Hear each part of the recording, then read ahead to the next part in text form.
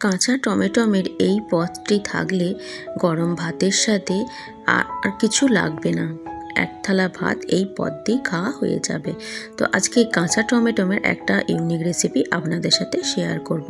তো নমস্কার সবাইকে, আবার একটা দারুণ সাথে রেসিপির সাথে আমার রান্নাঘরে আপনাদের স্বাগত জানাই। এখানে আমি কাঁচা টমেটো নিয়ে নিয়েছি অনেকগুলো, ভালো করে ধুয়ে নিয়েছি টমেটোগুলোকে। এবার এই টমেটোগুলোকে একটু কেটে নেব। টমেটোগুলোকে একটু বড় বড় মোটা মোটা করেই কাটবো, একদম ছোট ছোট করব না। মাঝখান থেকে দুফালি করে আরও দুফালি করে নেব। এইভাবে সমস্ত টমেটোগুলোকে কেটে নেব। মানে একটা টমেটো 4টা টুকরো করে নিচ্ছি আমি, যেহেতু টমেটোর সাইজগুলো একদম ছোট ছোট ছিল, তাই এইভাবে টমেটোগুলোকে কেটে নিচ্ছি।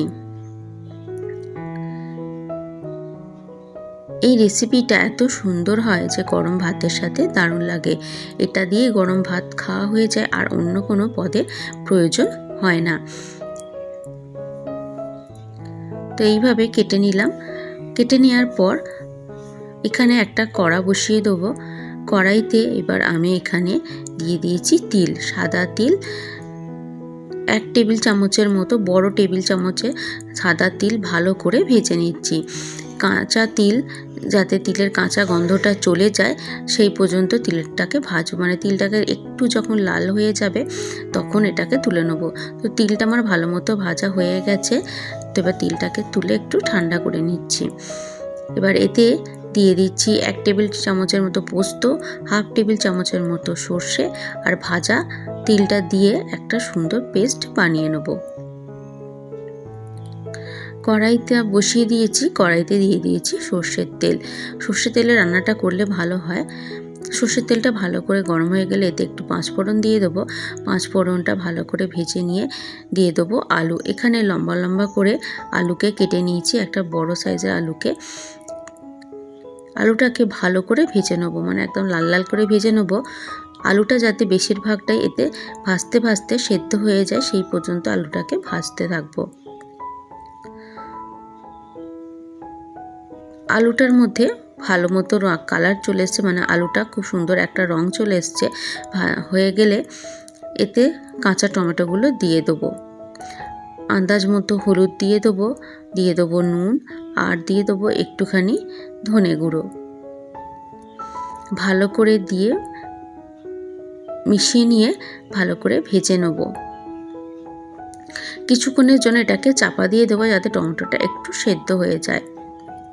গ্যাসের ফ্লেমটা লো করে রেখে এটা 5-7 মিনিটের মতো চাপা দিয়ে রেখেছিলাম, যাতে টমেটো আর আলুটা একটু সেদ্ধ হয়ে যায়।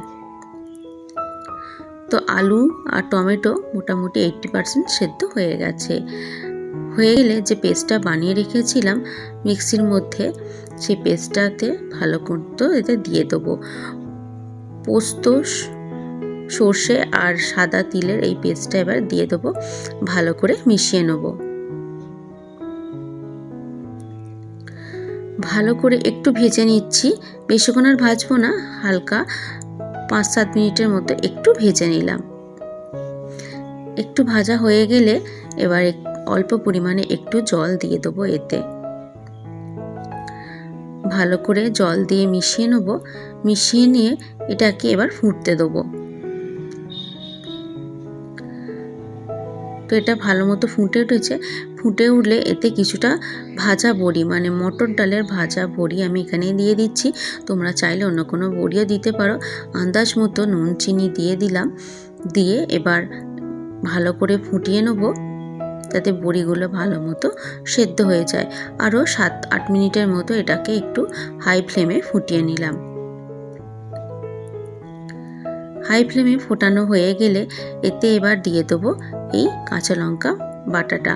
লাস্টে কাঁচা লঙ্কা বাটাটা দিলে কাঁচা লঙ্কার একটা সুন্দর গন্ধ থাকে। তো এই রান্নার মধ্যে সেই গন্ধটা থাকবে, খেতে কিন্তু খুব ভালো লাগবে। কাঁচা লঙ্কা পেস্টটা দিয়ে আরও কিছুক্ষণের জন্য এটাকে চাপা দিয়ে দেবো 5 মিনিটের মতো। 5 মিনিটের মতো এটাকে চাপা দিয়ে ঝোলটাকে একদম কম করে নিয়েছি, দেখতেই পাচ্ছেন। এবার স্ট্যান্ডিং টাইমে রেখে দিয়ে এটাকে এবার সার্ভ করব। যদি বেশি ঝোলের প্রয়োজন হয় তো ঝোলটা একটু বেশি রেখে দিতে পারেন। তো আমি এটা একটু মাখো মাখো করে রেখে দিয়েছি, বেশি ঝোল রাখিনি। তো রেডি হয়ে গেল আমাদের কাঁচা টমের এই একটা অনবদ্য রেসিপি।